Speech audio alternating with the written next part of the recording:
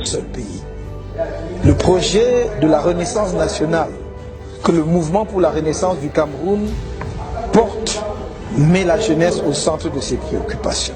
Cela est vérifiable dans la vision du Cameroun que nous avons adoptée dès la naissance du MRC en 2012. Il s'agit d'une offre spécifique, cohérente, pour combattre le chômage des jeunes qui est un véritable cancer social et pour les préparer à relever le défi de la modernisation du pays dans un monde global marqué par la rapidité et une compétition impitoyable. Le projet que notre parti propose à la jeunesse est dénommé Pacte Jeune. Il consiste en un trépied dont le pilier central est l'éducation, le deuxième pilier la formation et le troisième la recherche-innovation.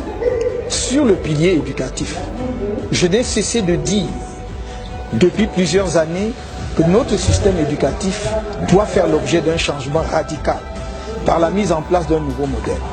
Le système éducatif actuel a fait son temps. Il avait été conçu principalement pour former un personnel d'administration du jeune État du Cameroun et la substitution des Camerounais aux cadres expatriés qui contrôlaient alors tous les principaux secteurs d'activité du pays. Ce système éducatif a donné tout ce qu'il avait à donner. Il est désormais dépassé. Il doit donc être changé de la maternelle à l'enseignement supérieur par un système qui éveille chez l'enfant le sens de la découverte des choses de son environnement dès la maternelle, offre aux jeunes des lycées et collèges de se familiariser avec le monde professionnel parallèlement à leurs études et aux jeunes universitaires d'explorer le monde de la recherche et de l'innovation. Une cérémonie nationale de l'excellence académique et scientifique sera organisée chaque année pour distinguer les meilleurs de notre système éducatif.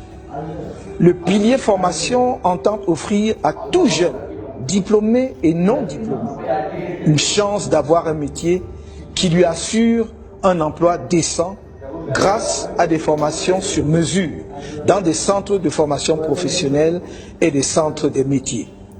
Il s'agit pour celui qui est nanti d'un diplôme, qui ne trouve pas d'emploi ou qui voudrait changer de métier, de suivre une formation et à un métier précis pour une durée pouvant aller de 3 mois à 24 mois au maximum, afin de changer le couloir initial dans lequel il a été placé par son diplôme pour un nouveau couloir de spécialisation qui leur garantit un métier. Pour un jeune non diplômé, il s'agira de faire l'apprentissage d'un métier en rapport avec ses aptitudes, par compagnonnage d'anciens expérimentés intervenant dans des centres de métiers. Ainsi, par exemple, une jeune fille ou un jeune garçon qui a quitté trop tôt le système scolaire pourra faire dans ces centres respectivement l'apprentissage du métier de coiffeuse ou celui de menuisier, de fromagère ou de sculpteur-décorateur, des métiers de l'agriculture ou de l'artisanat, etc. Les centres de formation professionnelle et les centres des métiers serviront ainsi de passerelle d'un couloir de formation à un autre et d'un métier à un autre.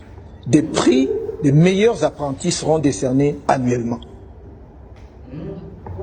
Le pilier recherche-innovation permettra aux jeunes, sortant en particulier des filières scientifiques et techniques, de bénéficier de tout l'encadrement institutionnel et financier nécessaire à la mise au point des produits de leur intelligence.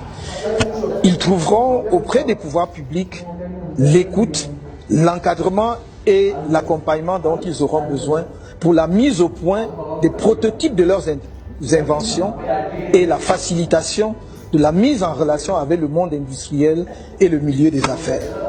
Notre projet est de signer demain des conventions de projet avec chaque structure publique de recherche et de formation technique pour la mise au point d'un produit précis dans un délai déterminé.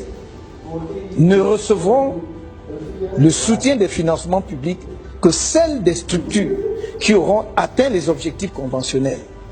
Des prix nationaux de l'innovation dotés de sommes importantes seront décernés chaque année.